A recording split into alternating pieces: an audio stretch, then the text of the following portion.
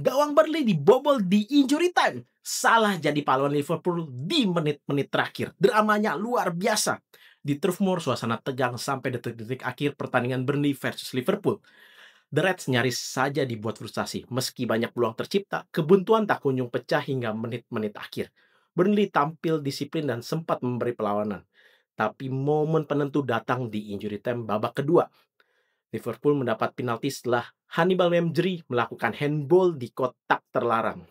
Muhammad Salah maju sebagai eksekutor dan dengan tenang melepaskan tendangan ke pojok kanan atas. Gol! Skor 1-0, Liverpool akhirnya pulang dengan 3 poin. Hasil ini membuat The Reds tetap sempurna di Premier League musim 2025-2026.